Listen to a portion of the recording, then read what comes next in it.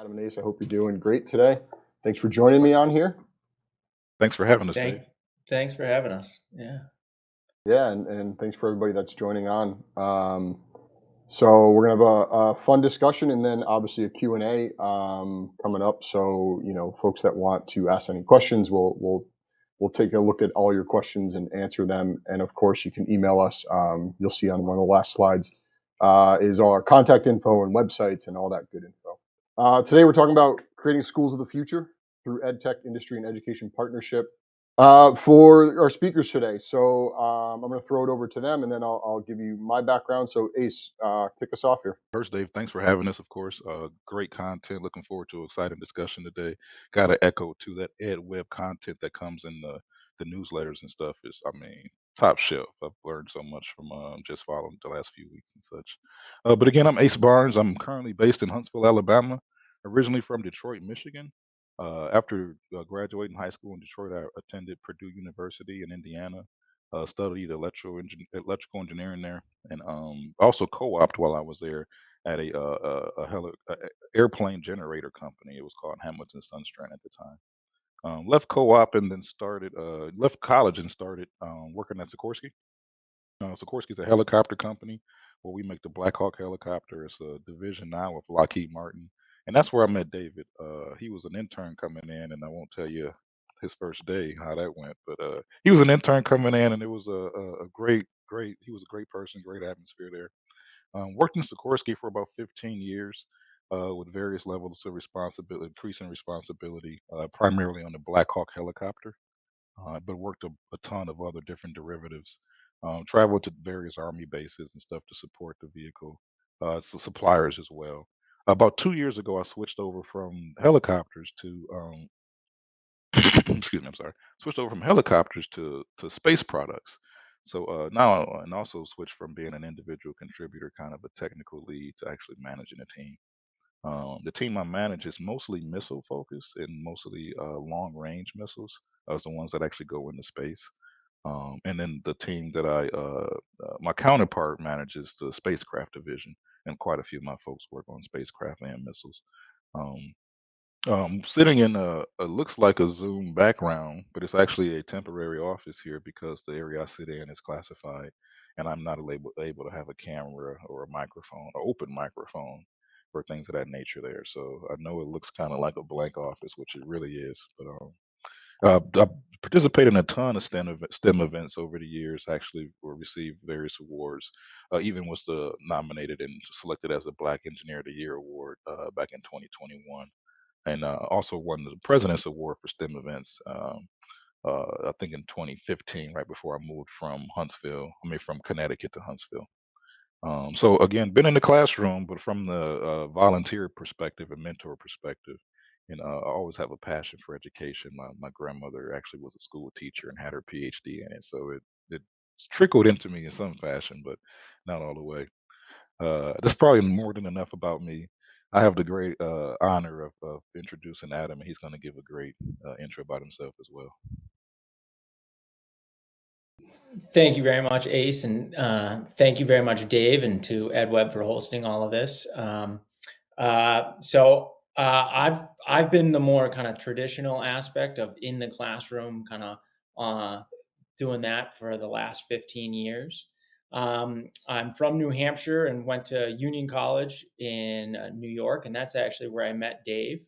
And we were different majors. I was a physics major, but we still interacted a lot in different realms and different worlds there. And I went straight from college, basically right into the classroom. I did a 5th-year master's program to get my master's in teaching, secondary ed, and went right into a really awesome, very supportive school in Massachusetts. And it was pretty amazing being in there. I had a free range of just kind of helping design curriculum. I had the support I needed. It was a pretty wealthy district in that sense. And it was really like a great first place as a teacher because it's the support that you want to have. And I got involved with the calculus project while I was there, which was really geared towards helping getting students there to take calculus by their senior year first generation students to the U.S., Black and brown students, like just anybody that hadn't had that equal access yet. And so that was kind of my first integration into education. And then my wife and I moved to Maine, and we started our family up here. And I joined Westbrook High School, which is a pretty high needs high school. And I came in there having done physics for pretty much exclusively physics, and knowing that I wanted to kind of step away from just doing the traditional physics and started building an engineering program, which they were really looking for. And I've created a bunch of different robotics and engineering classes there, but different levels, coding based stuff, a lot of project based design, and really just kind of built up that from when I joined there 8 years ago to now. There's a total of 4 different levels, 4 different classes, and that was really my main focus there. And it really has been a exciting and rewarding career in that aspect. So that's me and my education and how I got to here. And yeah, thank you again, Dave, for hosting us. Yeah, no problem. And Ace and Adam, obviously, I met Adam in school, and Ace was my first interaction in the corporate world. He was a mentor to me, so both these guys are great resources from their worlds. My background is similar to Ace's in the beginning, and then more towards Adam's at the end. So I'm kind of sitting somewhere in the middle of them. So I worked obviously at Sikorsky with Ace, Black Hawk helicopters, a few other versions like the older presidential helicopter. Um, I then took the step into entrepreneurship and education after I was an engineer for about 10 years, both at Sikorsky and a couple other companies. And the education side of it, what we saw was students need to learn skills. This is the whole genesis of what we saw.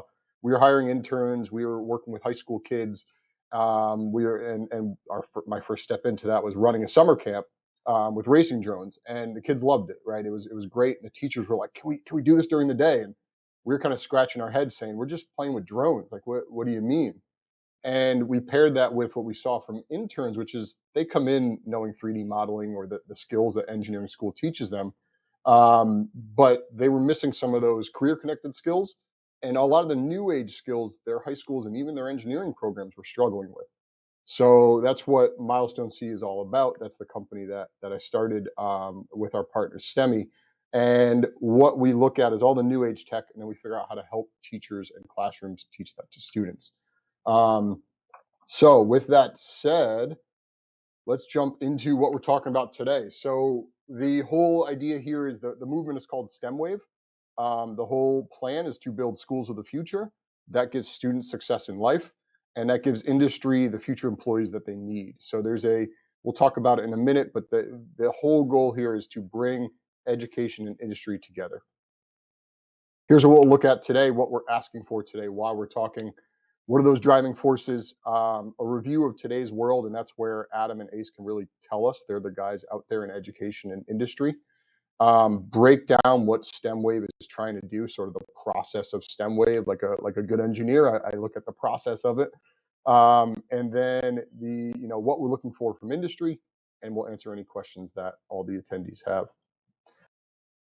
So today's ask from all the folks listening to us and down the road is really join the STEMwave movement. This can be from an educator side, from a parent side, a politician side, from industry, from any of those angles. We need everybody to come together, and that looks like a partnership. And that partnership can take a lot of different forms, and we'll explore some of those today.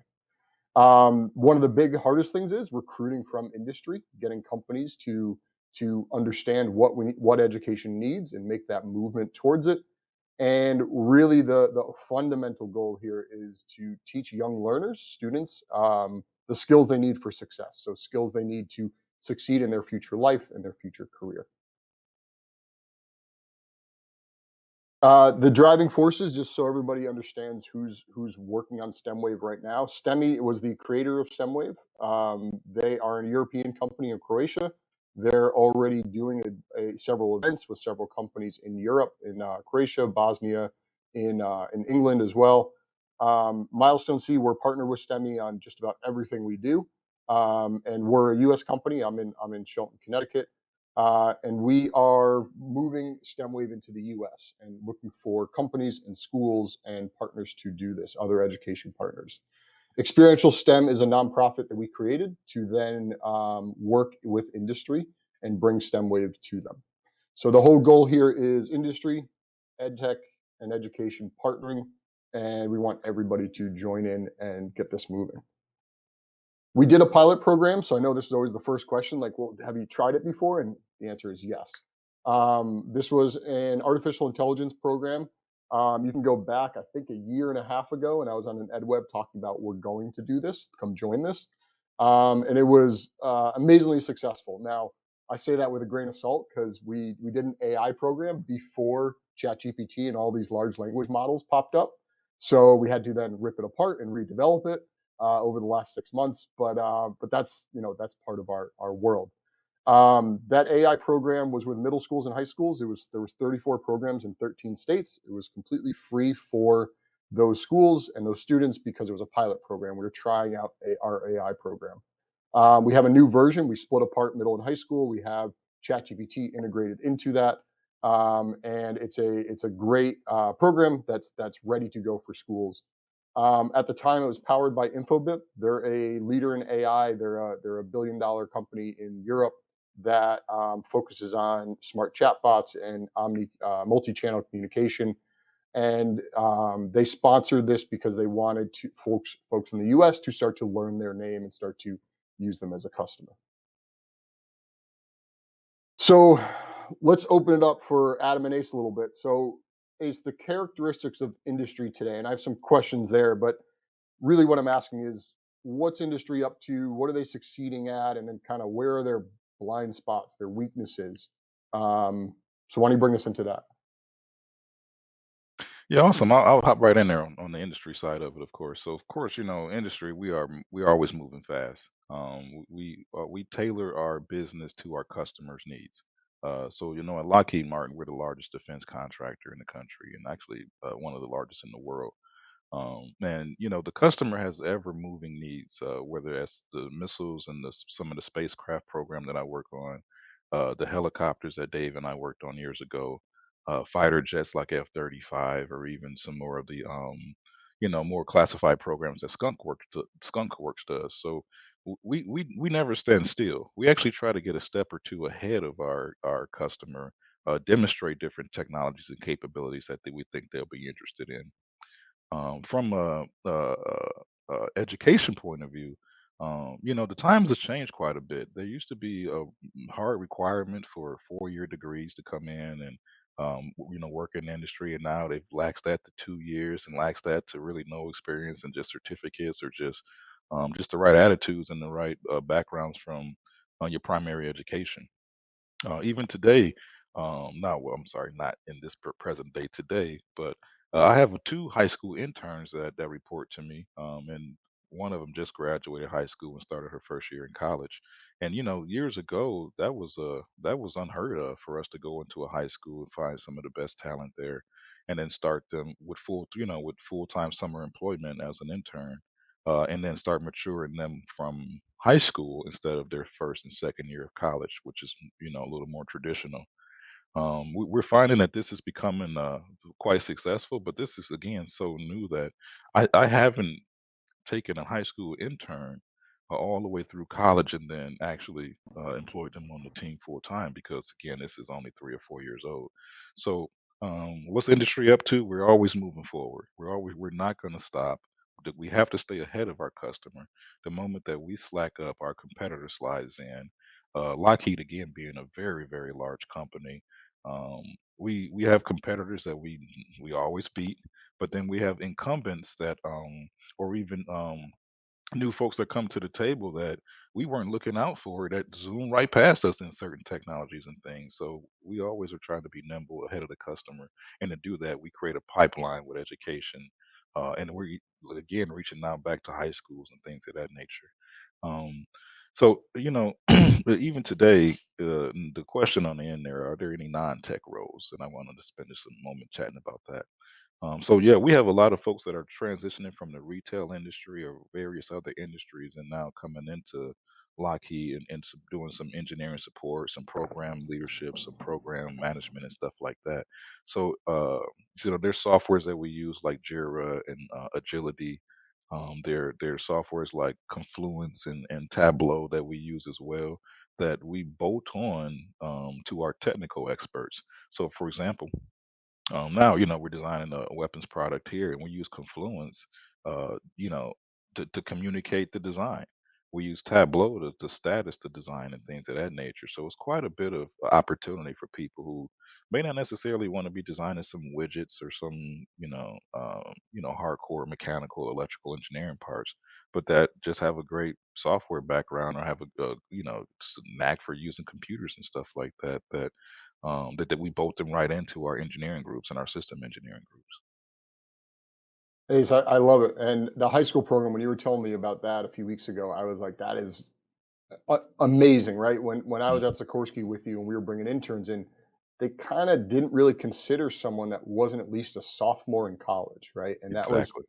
that was it. And if you were a sophomore, so that way you're going into your junior year, that would be your first summer, then your second summer, and then they would hopefully hire you was the goal. Going all the way down to high school, I got to ask, is the driver the shortage of talent? Is the driver the like what's the driver to because that's a lot of work for a corporation. Mhm. And how do you deal with somebody that's under 18, right? That's scary. That's scary for corporations. Yeah, definitely, definitely. There, we're definitely in uncharted territory. I'll tell you that. And it's the main goal is really to move the pipeline to the left. It's really to start early.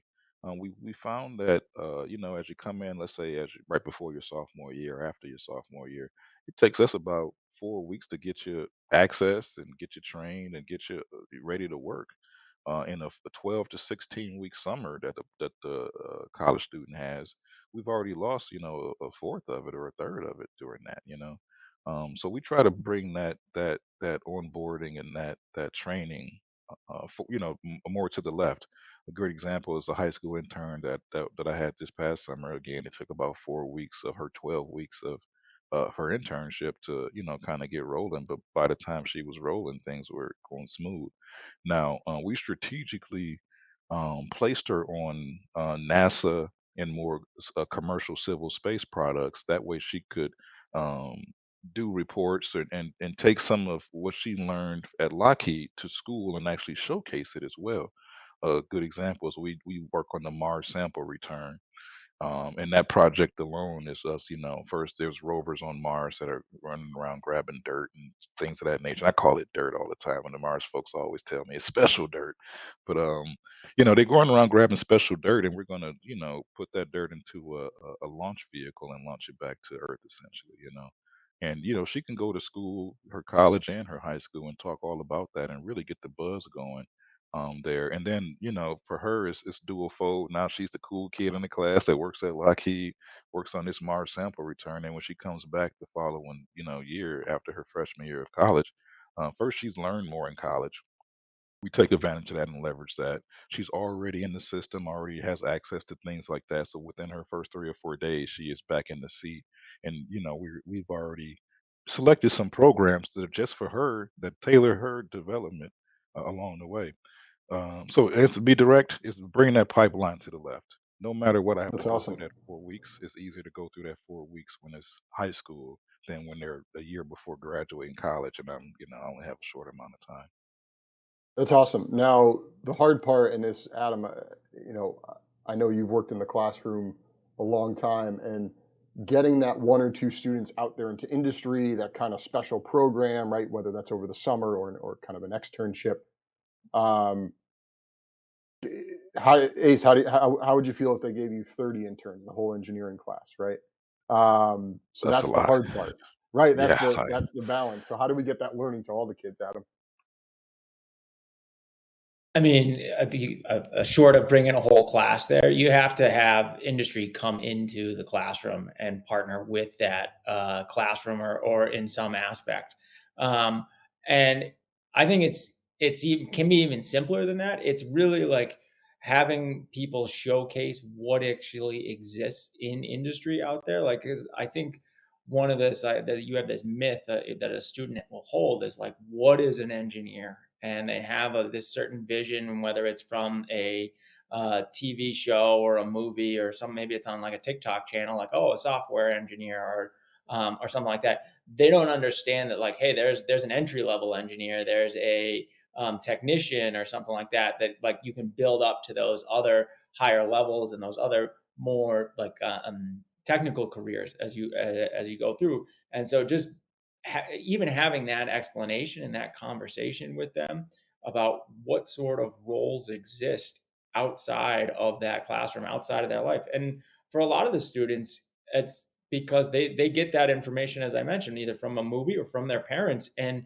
those careers are changing so fast right now that, like, unless we're in there specifically like telling them that, they're not going to just kind of pick that up. So you have to find a way to share that into the classroom and bring that in. And yeah, it'd be great. And it's great to do a field trip and go there and see that with 30 kids. But I don't think it has that same level of impact of like doing an internship or doing uh, bring it like when I say like bring somebody into the classroom, I'm not just saying, hey, check the box and bring them in one day. You got to have that kind of build that up as to more of a partnership that's going for like a longer term sort of thing. And I let me love jump that. into that one, Dave, if you don't mind. Yeah. And just to paint some color from industry, and Adam is 100% right. So I've been in classrooms. I've probably been in front of over 5 or 6 thousand students over my 15 years career, and in various states too, even up to Oshkosh at the air show where we do things of that nature. And what I found over time is it's easy to have and I call it a one night stand. It's probably a bad term to use, but essentially, I come out for a career day, come out for a science fair. I have the one-time event with the school and the students, and it's easy for me to block out the calendar for the one day, make sure I don't, I'm in town and things of that nature, and then go to the event. It's harder to actually sign up for First Robotics and be a mentor to that because there's a time commitment that, you need to go there at least every week or every other week, and even Dave, I was telling him when he asked me to do this, I says, "Well, hey, you know what? I'm supposed to be in California that week, so I'll probably be in my hotel room, but I'm signed up, Dave. I'm definitely going to do it." And luckily, the trip got pushed back 2 weeks. So I have floating travel and schedules like that that makes it very challenging to be in the classroom and partner like that. That's where I think some of these partnerships that Dave mentions actually bridges that gap. It helps first keep you connected with industry, but also it allows industry not to actually have to pay somebody a full-time engineering salary to show up at a high school every day, or a grade school and stuff. And not that we won't or don't. It's just we just have other priorities and things going on that we're trying to meet customer deadlines that it may get shift left and right. So, and one thing I do totally realize about, STEM education is really about accountability and partnerships. You can't say you're going to do something and not show up, and now the kid is looking at you like, well, hey, man, the guy told me he was going to come, and now he's not here anymore, and things of that nature. Little do you know, the guy's in Texas or something at some launch facility trying to get the program, off the ground, literally. So, Yeah. again, I I just love think it. some of that commitment is hard for industry to. We have the money. We'll hand you that. We'll have we'll judge a science fair and things of that nature. We'll bring you in on a tour, but it's hard to really make that permanent commitment long term, especially with the ever changing business that we operate. Oh, I love that, Ace. So, that to me, that's one of the blind spots is if you can't carve out the time for education because the logistics are hard, how do you do that? And I think that's why we're here talking. So, Adam, I'm going to jump to the same question, same similar questions. What is education up to? The major successes, the blind spots, and then I have that pandemic silver lining that I keep mentioning to people. So, bring us up to speed. So I think the best way to kind of describe it is education is adapting. I mean, it is really incredible to like for me to kind of think about, like, I as a physics teacher, my first 6 7 years of physics were pretty like it was the same sort of thing. We are doing the same lab, same activities, same sort of like it was pretty much you learn the content, you get out there, and you're trying to find maybe some different projects to engage the students. But it was really like the almost like push play, and you're going every school year, kind of ready to go. and just the advent of, I mean, like simulations. I mean, I've used so many FET sims, and now the interaction that you can get from those, and the video measurement tools that you can use on in other aspects, so that you can do labs in a different way. You can do that same content in a more interactive or a more engaging way with student is just happening so fast. And the other part within that is just how much content there is out there. And I know one of the things we'll probably touch on a little later is just the fact that students are just such big consumers of this content and this technology all the time. And so I get students that come into my classroom and they're like, "Oh, I've seen this video from Vsauce, or I've seen this video on this different topic already." And so I think it's really how are you adapting your classroom to all this new technology? And I think teachers are doing a really good job with that overall. It can be a little overwhelming at times, but I think they're doing a really good job in terms of kind of figuring out a way as to how to work and use the technology um, in a way that is both useful in terms of the curriculum, but also engaging the students at their level. And I think of that because, Ace, you mentioned the word like how industry is so fast paced, and you're trying to stay ahead of the game. Whereas I think education is always very reactionary. We're trying to figure out how do we adapt, how do we like, okay, hey, here's this change. How do we move forward now? And like you talked about Chat GPT, I specifically remember, like, I had a student that came to me last January. It's like right after Christmas break. He'd probably been home just kind of a little bored or whatever. And he came and he's like, "Hey, check this out." And I didn't really know much about it. And I felt like I'm pretty involved with technology and pretty kind of understanding of where things are going. And he was just like, "Look at what I can do." And I was just like, "Whoa, all right, that's awesome." And then it's like 2 weeks later, he's like, "Oh, come back." And just, all right, well, what's the next thing? And like, okay, how do I use this to maybe write a lesson? How do I use this to incorporate that into an assignment for students? Like, so that reactionary part is really something that I think teachers are doing a good job with, but we're always kind of, and I don't want to say it like negative, you're like one step behind in a lot of ways. Mhm. And it is maybe kind of this race to kind of keep up in that sense. And I think of like, I had an administrator one time come to me and was like, "Hey, we want this parent really wants to have a coding class or a specific thing. What do you know about that?" Like, they didn't really understand what that aspect was. They didn't know what went into like a coding class, what like language they should use, what different technology they needed for that, and they just came to me and were asking me that question. And and that was prompted by a parent again coming into the school and asking for something specific. And I touching on this last point there, the pandemic has been amazing in terms of uh, bringing so much technology into the classroom, and now it's really like up for teachers to try and figure out like, oh my gosh, how do we use this technology and how do we get it into the hands of students?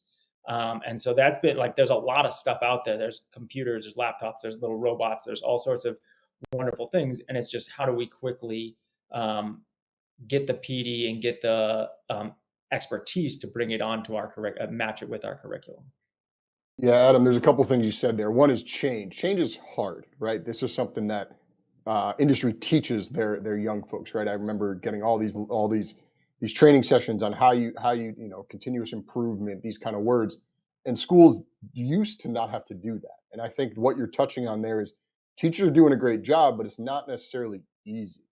And why I say there's a silver line in the pandemic, that was rough on education, such a big system, and the massive change they went through to pull technology forward so quickly. I think would have taken them 10 years and they did it in 2. That's why it was so painful, right? With the technology side. So you hit on some really key things like bringing in PD, and we're gonna talk about that today.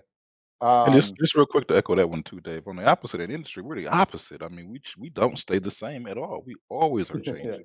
The day that the pandemic started, we already had, I think it was like almost 10,000 licenses for people to be able to work at home. We hit a switch and turned that into 35,000 the very next day, and everybody was at home the very next day. So this two completely different strategies here. We're always changing, and you guys are a little reactionary to change, but to meet the needs still. Yeah. So this one, I'll start us off. So young learners, I've really noticed it with especially our high school. We have some high school interns and some college interns every year. Usually two of each, if not three of each. And what I've seen is they're very good at consuming technology, and the good ones, the ones that are really and learn how to get on that development side, how to create, how to make things, right? Not just consume. And then there's a key piece. And Ace and Adam and I were talking last week, and we were talking about lifelong learners and why that's so important. And the students that get it, that really see what's happening, is they know that they need to be a lifelong learner. And what I'm trying to figure out is how to get all of the students to become lifelong learners. So, Ace, I think you had brought this one up, or maybe it was Adam. But what's the lifelong learner? Why is that so important to you guys? Yeah, this is great here, and this is actually segues back to what I was talking about with just the education pedigree. So it's about 3 years ago, almost four. Um, I this was during the pandemic, of course. Everybody was online much more. I had a toddler at the house. So in the evening, I took some LinkedIn learning courses and took courses in essentially got a data science certificate. Took Tableau, took some SQL programming, things of that nature. My job didn't call for it at all, but I was just interested in learning some of the stuff. As soon as I learned it, I realized that it would be very, very beneficial for my current role. So I started adapting some of that stuff into what I was doing, and then took some stretch assignments, and then that propelled me into my next level of promotions and things of that nature. Little did I know. But again, just being able to bolt those skill sets on, and not even necessarily go, register for some school and take some LSAT or some advanced, get a master's degree in this, but just get a certificate. And that certificate lifestyle, I would call it now, especially when you're in the software and the IT world. It's almost critical. It's really your this was a race car game in terms of arcade, it's your checkpoints that you're hitting that'll keep you going 2, 3, 5, 6 more years, and the race car will be 30 more seconds or something at the arcade. But it's very similar. The learning doesn't stop. Again, echoing the original point, we have to stay ahead of our customer. We have to demonstrate our customer new technologies that they didn't know that they needed, and then show them why they need it. So in order to do that, no, this is always us being nimble and just I think some of the micro learning opportunities that are available today are really driving uh, people forward, and then those are people are driving industry forward as well. All right. I'm going to keep us going. Just so I'm watching the clock a little bit. Adam, I don't know if you have something quick you want to add to No, that. you can keep moving on. I'll add it in All later right. on. So Ace, Adam, and I are all circling around that there's a bit of a gap here for logistics reasons, for approach. The way that the education world and schools approach everything versus industries approach. So there's a big question why, and in the chat you guys can chime in why, and then I'm going to break it down in the next slide. But this is how most of schools and industry are. Now there are very unique ones where this certain company has a pet school and they go work with them all the time because they're right next door, or they really invest in their local community. But that's rare. Internship programs are great. They usually are college age. The tech school programs where they go right, like think like welding, electricians, they go right into the work world. They have very strong connections. So colleges and tech schools have it figured out. But I have found, and it surprised me when I came into K-12, the connections from your typical public school or even typical private school in 12th grade, the connections to industry and jobs are very weak, in my opinion. So this is one of the fundamental problems. And not that everybody's not trying, everybody has great intentions, but it seems to be a gap. So when I look at this, I really break it down into these reasons. One is that they speak very different languages. Ace and Adam have been pointing out. When you tell someone like Ace, Ace is the new outreach person from Lockheed. He goes into that world and he's wants a new STEM program in a local high school. He says, "I'll bring the funding, I'll bring the training," and then the school says, "Okay, great, we'll do that next year, a year and a half from now." He says, well, what do you mean, right? So, and what he's failing to realize, and I found this, I had to learn this as well. Schools are pretty planned out, if, at least a year ahead, if not 2 years ahead, right? They can't. They're a big system. They can't just quickly adapt. Um, Industry is still, and I see this at least in Connecticut, they're still very focused on training adults and retraining adults. And I think because they've tried and they can't really figure it out, and high school kids are under 18 and all these different reasons, but they don't seem to approach the bringing high school kids in as the same way that they approach retraining for adults and recruiting adults. So I've seen that as sort of the second reason. The third one there, and schools are getting better at this, but they're averse to new technology or they're unaware. And this is where ed tech companies like Milestone C, like STEMI, our whole job is looking at the new tech. And one of the ones we're playing with a lot is AR and VR, and we're sort of waiting to see when that is ready for your typical high school classroom and middle school classroom. It's on the cusp of it, right? Meta's doing some interesting things, Class VR is doing some interesting things, but is it ready to just deploy like a laptop? I would say not quite yet, but it might be there next year. So for schools to pull in new tech before it's ready, or if there are credentialing systems that are not ready, or privacy concerns, there's all these reasons that schools struggle with sometimes new tech. And then the last one I've already mentioned, and this is from my system engineering background. Change for a large organization is hard. You have to constantly try and do it, and you run into the system doesn't want to change. And I was looking up like how big the public school system is. There's 8 million public school employees in the U.S. That's more that's more than the construction industry. That's more than many industries. So it's a large system. So you can't underestimate that fact. So if, let's say the National Department of Ed says we need to do, go left instead of right, that's really hard to pull off how you make these kind of big rules for these large systems. So And Dave, um, just really want to go jump ahead. in. Um, I really think like it may not be so much that schools are averse or unaware. It's just the learning, the uptake to learn that new technology, the PD that is involved. And I think of like we talked about like lifelong learners before, and like the real successful teachers are the ones that are lifelong learners that are willing to go out and use that Yes. technology and find something new. But then it's so hard to bring that back, and now you are trying to incorporate it into your classroom, but also teach your peers, your fellow teachers, hey, check out this cool thing that I use. And so it becomes such a big lift in that sense. Oh yeah, 100%. And you're hitting right on why, this partnership with industry. So it's not this, let's figure out what industry is doing and go figure out how to bring in the classroom. It's more of, let's have and we're going to look at this process in a minute, but let's have ed tech companies work with industry. It's not this, take from industry. Let's have industry tell us what they're doing, and then we'll explain it to the teachers, right? So make this lift not as heavy, as you said. Now the metaphor here, why we call it STEMwave, I wanted to make sure everybody saw this. So we're all drops of water, right? So Adam's a drop of water, Ace is a drop of water, I'm a drop of water, all the attendees are drops of water. And when all those drops come together, we become a wave, and then we can bring about those changes in education. So the whole idea here is education can't change itself without industry, right? You need that connection. Ed tech companies can't adapt to the new programs, the new AI program, whatever we need to do without industry. So, for example, who helped us bring ChatGPT into our AI program? Infobip, an AI company, helped us do that, right? So, those are the kind of interactions we need to have. And by all of us coming together, we can make schools of the future with STEMwave.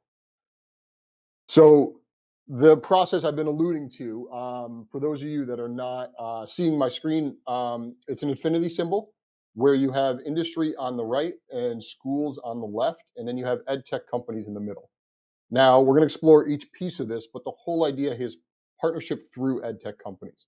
The ed tech companies like Milestone C, like STEMI, and we're recruiting more companies to join us, are the glue that holds everything together, because that's already our job. We already are looking at what industry is doing, building that into classroom programs, building that to teacher training, and then our customers are already the schools, so we know how to work with schools. So that's the thought process behind this. Now, the school ed tech partnership. So again, this is your standard ed tech company that already works with schools. The whole idea here is Adam mentioned schools and teachers need help doing this. It's a heavy lift. It's not the change is going to keep coming. And what we want is supported educators. We want project-based learning because that is the best way students learn. And Ace, I think you taught me this. Continuous feedback, continuous evolution, continuous improvement. Those are terms that are very common in industry, and I rarely see them used in education. Now, education has their own language, but my point is, as Adam mentioned, he did sort of the same thing, minor improvements for 6 or so years. Then he realized he had to start doing this continuous update and this continuous evolution, and that anything technology related, which I would argue is every classroom, every job is technology related, will see the same evolution happening at different paces. So Yeah, Dave, let me go ahead, let me jump in. foot stomp for a quick second, if you don't mind. So, and for folks that are listening on through podcasts and stuff, Dave has a slide up, and the bottom four bullets I want to just foot stomp. Top bullet on the bottom four is project-based learning.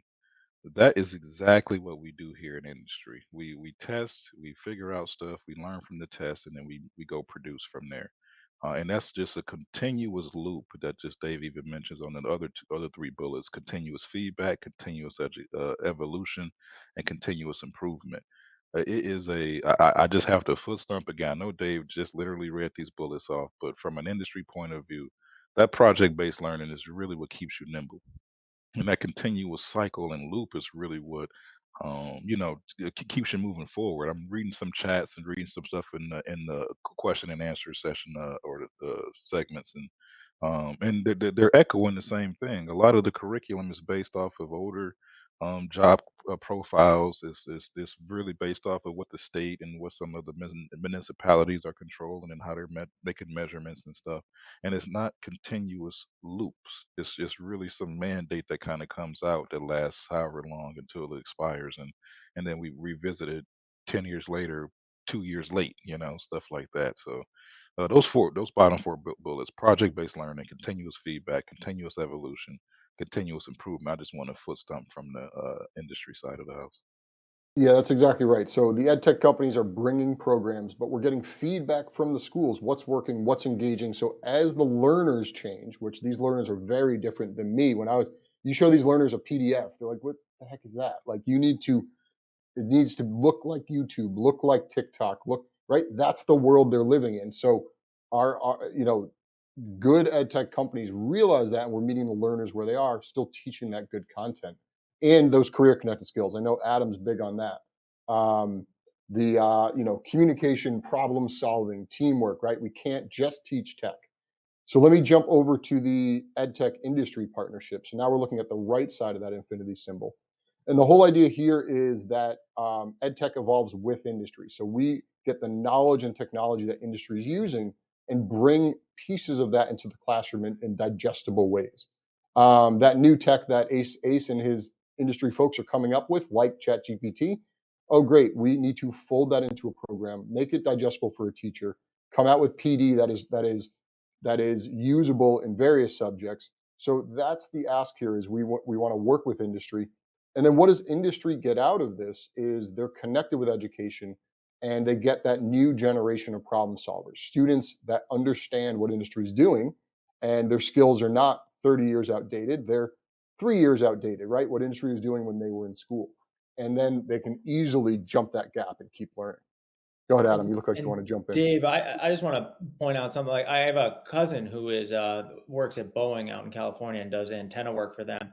And she was one day we were talking at Thanksgiving, and she was saying to me how, like, they get a lot of interns from college and whatnot, but that are brilliant, like great math minds, really well, like they amazing skills, but they can't present or communicate their ideas to their peers. They can't like share that information to like the marketing side or to the different components within industry. And so she and I were talking back and forth, and like I walked away with that. It's like, okay, how do I change how I do my physics curriculum? How do I change my labs? And so now I had students that instead of just, hey, writing a lab report or whatever, they have to make posters. They have to make like I had to do that. And the only time that I had to do that in college was we had to do like my thesis statement and stuff at the end, and you do your thesis work, and you have the whole process. But now you have that back in the high school curriculum, and you're like, okay, and it's not just make a poster and put it up in the hallway and do that. It's make a poster and present it to your peers. And so you would like have one group test something, another group test something else, and they present their findings in that sort of aspect. So they have that kind of career focused skill that may not just be a physics thing. It goes through all sorts of other, it's those soft skills that we're really trying to focus on, and have that engaged in the classroom. Yeah, that's I'm exactly really right. glad we're recording this session because I typically would never agree with somebody from Boeing, but they were actually correct there. Yeah, and that was something that Ace made me as a young 20-year-old intern. He had me presenting his slides up in meetings, right? When I was and I now I'm a pretty outgoing person, so I was fine with it. But then I had interns where that was they were from a technical perspective better than me, right? Once I was training them, but they just were scared. They couldn't be in a customer meeting. They would crumble. So it was an interesting finding. Those good interns weren't always the most technical, but they were able to problem solve, able to communicate, and that's the hard. We all know that that's the hardest thing to do. I'm Um, smiling ear to ear for folks who can't see me because they've presentation skills have gone through the roof. Okay, and Yeah, you're welcome, I Dave. You're try, welcome, and buddy. I credit Ace with all of it. So this what we've been talking about is really building an ecosystem, and the three words I've come to zero on is create an ecosystem for K-12 ed tech and industry to sync up. Right, we want that partnership to happen. Change education to keep pace with industry. Now, education's already doing this, but we want ed tech and industry to help and then transform schools. By doing those two things, you're transforming schools into schools of the future. So the slide that we're looking at is that infinity symbol with create, change, and transform. Now, industry, let's look at the bottom of that infinity symbol. And really what you're getting is, and we've mentioned this, is you're getting industry-based programs in schools. And what comes out of that is that new generation of problem solvers. And something I want to emphasize is of course, we're talking about engineers and scientists, but we're talking about every worker, the technicians, the sort of that I call it the middle skills, right? Is one of the terms I've seen out there. So it's somebody that is technically savvy, but they don't have an engineering degree. They're assembling something, they're collecting data, they're maintaining something. Those jobs are becoming very high tech. Something that I know that Ace, while we were still there, they were moving to model based definition, right? So this is your assemblers using 3D models to assemble helicopters, right? There are no more paper drawings, there are no more 2D drawings, it's all model based definition. So that's only going to progress. And what that means is what used to be somebody assembling with a wrench, it's going to be a robot that they're maintaining or utilizing, right? Or they're collecting data and they're fixing. So, or they're using an iPad with an exploded view and they are doing the wrench turning, but in a much more high tech way. So that the young folks coming out of school right now, I always when I talk with educators, if that 12th grader never saw coding in their entire 12 years, they're behind, in my opinion, right? You have to at least have seen it and understand a little bit about it because our world runs on software. Yeah, let me hop in there real quick, Dave. I know we're getting short on Sure. time. This is really gonna. I'm just looking at some questions in the chat. So, right now we actually put on a HoloLens, a headset, in the helicopter build world, and that headset actually has a 3D model, but you can view through it. So it allows us to be physically on the shop floor, put the headset on, and have the 3D model overlaid over what we physically built. A great example is we can tell if a connector is angled off wrong because the design on the 3D model showed this and the physical build is kind of showing at a different angle. This headset also allows me to sit in Huntsville and allows them to build things in Valley Forge, Pennsylvania, Cortland, Alabama, Sunnyvale, California, or even Denver. I can put the headset on and I can view what they are doing in Denver. I don't have to fly out there anymore. Now, I'm not programming this headset, and we don't necessarily use it for training, but we actually use it in real life as we install parts, and it allows us to be multiple places at once, or allows us to put some AR over our current physical layouts. I'm hoping that Yeah, may that's the answer the question Microsoft that's on the chat. HoloLens. That's So cool, right? I was there Yeah, when the VR labs were just coming online at Sikorsky, and then that's when I departed, and I was like, man, this is gonna be cool. So you're seeing it in it real is on time. the floor today. It is on the floor today. I And then love not that. just Sikorsky, but we Sikorsky pioneered it quite a bit, but we rolled it out at Lockheed and other places as well. Sure, yeah, and what I think the aerospace car industry, they're going there, but then every industry will start picking this up, right? Your multi-million dollar products start it, and then it flows down. Now we're looking at the top of that figure eight, that infinity symbol, and what we're seeing is that knowledge and technology comes from industry over to our education companies, our ed tech companies, and then that data analysis feedback and those programs come over to the schools. So that is what we really want, is that, the schools to have these cutting edge programs with these cutting edge technologies, but they don't have to make it up themselves. They don't have to do that heavy lift that Adam mentioned. It comes ready to go from various ed tech companies, various education companies. And the only way that can happen is with this partnership, this three-way partnership. Um, so keeping us going, again, this ask from industry. So we have the ask for today, which is you guys all talking about this, learning about this, joining our movement. The ask from industry is really, we have three or four things that we're looking at. So one is spotlight. I think Ace had mentioned that, like, or Adam, just learning what the heck engineers and technicians and companies are up to.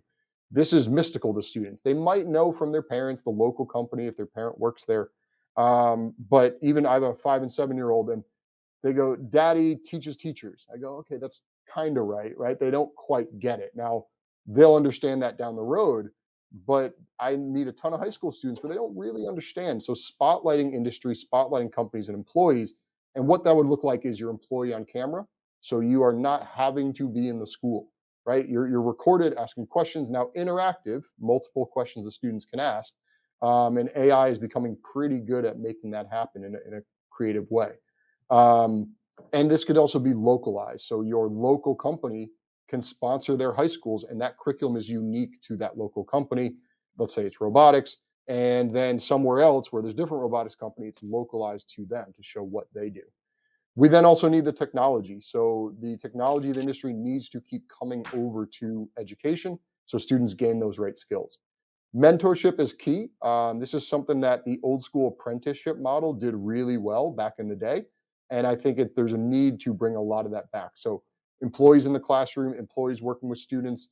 One of the great things that, and we talked about how it's logistically sometimes hard to go in the classroom. You can Zoom call with classrooms now, that everybody is used to that. You can even Zoom call with students directly. And, So, and what thank we COVID for that. Thank 2020 for that. that's some of that silver lining, yeah. So we had a student, they were doing a drone project, they just couldn't figure out this, like, it was just airing out on them. The teacher was pretty savvy. The teacher set up a Zoom meeting for me and the students, and we troubleshot it live in the classroom, right, on their computer, not the whole classroom getting distracted. So those things are possible today. And then obviously sponsorship. Some of the newer technology, if you think robots, drones, the blessing and curse today is it's getting better and better. The curse of that for schools are every 3 4 years these things become obsolete and tough to deal with. And really, from industry perspective, I want industry to start thinking about this as an employee recruitment effort. They do that when you're saying college kids, tech schools. I want them to start thinking about a middle school student as their future employee, and they can build up that ecosystem, and then it comes up to high school, and then we can get in there. The Now we're opened up for any questions. So we'll start looking in the chat and answering your questions. Ace and Adam, if you have anything you want to add, please, feel free. This is we have 4 minutes, and then usually I hang out for another 10 in case anybody has more questions. Excuse me.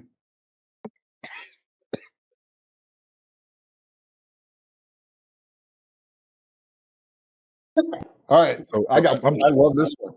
yeah. So this is the one about the VR one. I think I may have answered this one already. So I was just kind of showing this one and gonna go to the next one perhaps.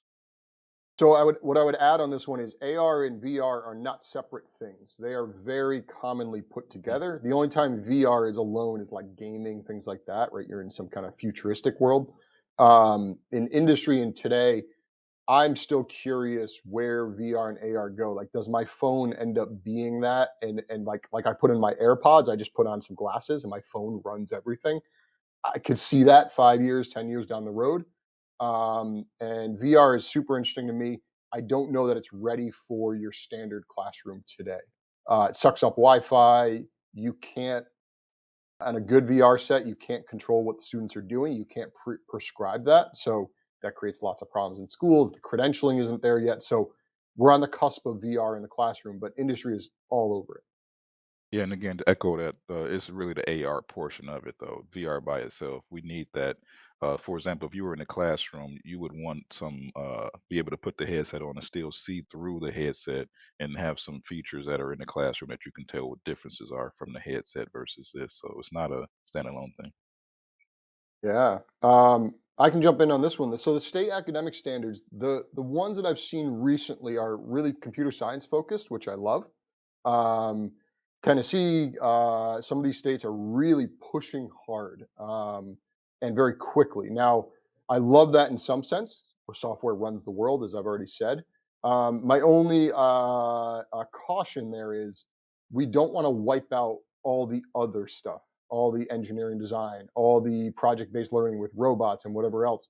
So my goal with when I work with schools on the especially the computer science stuff is integrate that into what you're already doing. If you're doing robotics, have a unit on computer science, right? That kind of thing. Adam, what do you think about this question?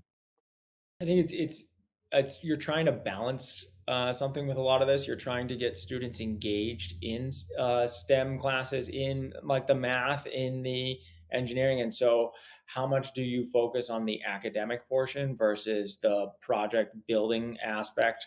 And I also think like to me, a lot of like when I see this, the phrase "what industry needs" is as I think back to those soft skills. So the industry needs kids that are going to be lifelong learners, kids that are able to present, that are able to communicate their ideas. And I don't know how well those are always reflected in kind of content or academic standards. I think there's some skill based protocols that are out there, and those are uh, can be really good and within different aspects. Yeah, and one thing I saw, a good example is NGSS. They gave you a sort of a minimum. Hey, we want you to at least do this, and then you can add to it, right? So I think that is a very good approach. Where if you say, hey, you got to teach a full year of computer science in every classroom in every grade level, that's tough when a school has to balance, whether kids are bilingual, has to, they have English language learners, they have kids that are behind, like a much more approach is you need to teach something every year that's computer science based, a unit, and then have that advanced class for kids. So, um, can it be individual teachers? Yes, individual teachers. You guys are the end user of STEMwave, right? Now, students are the learner, but teachers are the ones that we want to benefit the most from this. Now, entire districts, that is great. Most districts won't jump into anything right away if they're smart. They want to try things out. They want to do a pilot, and that's great. So the goal here is to recruit companies that want to get involved, recruit teachers that want to get involved, districts that want to recruit everybody, right? We're all those drops of water. So the end teacher, you can be that champion inside, you can be that pilot volunteer. And it can even be something, when I mentioned that unit, a lot of times the pilots we do with schools are they already have a computer science class, but they want to do a unit on AI. So they pilot a piece of our program, and we're pretty flexible with that. Yeah, Dave, let me hop in here as well. I see a question. Good. I'm sorry, a question in the chat from Shirley, and it says, "Have you ever sat in a high school or college classroom teaching concepts you want to hire?" And quite honestly, I serve as an electromechanical engineering manager, which is electrical and mechanical. And quite honestly, no classes, or I'm starting to see electromechanical folks come out with Some electromechanical mechatronics, degrees. yeah. Yeah, but honestly, I would have to sit in that classroom for 3 semesters and try to teach what we do. And by those 3 semesters, they would get it. As my new hires come in with 4-year college degrees in mechanical or electrical, we train them for about a year or so with some on the job stuff, and then kind of get them in some real situations that actually finally get them to level where they're fully trained. So even with a 4-year degree, they're coming in and they still need a year or two of training. The folks who come in with just associates or no degrees, it takes about 2-ish years, maybe almost 3. A little slower learning, obviously. But there's no way I could go into a classroom and teach the exactly what I wanted and to do it in a time frame that's not me actually being an educator. Yeah, and surely, so, and then I'll let Adam jump in. I've taught engineering in the classroom, and I've taught coding, I've taught robotics, drones. So I've taught a variety of subjects in the classroom. Even Adam will love it. Even physics. I taught conceptual physics to freshmen. So the I've taught many concepts I would want to hire. Now, the concept they're getting 20% of the whole subject, right? I'm teaching them the foundation. And I'm making sure it's engaging. So the now Ace, the unfortunate part of his world is some of the stuff's not interesting, right? It can get kind of boring sometimes. The product is cool, but some of that stuff gets very boring, right? Very, very detailed. So to bring that to a high school or middle school classroom, you'd lose them. You wouldn't keep them engaged. So the concepts are there, the learning is there, but you have to gamify it. You have to make it fun. And then, as Ace said, like a semester is not enough time, right? You need years to become an expert and actually gain that. And that's what on the job training is, as we all know. Student teaching is great. You learn those foundations, and then you have to grow as an educator. Same thing on the engineering or technician side. Yeah, I think exposure at the younger levels is really important, but you can't just teach them to be electromechanical engineers right in college. I think one of the things with the idea of the concepts is really like as a teacher, you're always like, okay, now how do I assess this? How do I come back and provide that feedback to a variety of different levels and different students? And uh, it's it's hard to like maybe put a grade to something in here where you're wanting them to learn that actual skill. And so it's yeah, I don't have a good answer for that.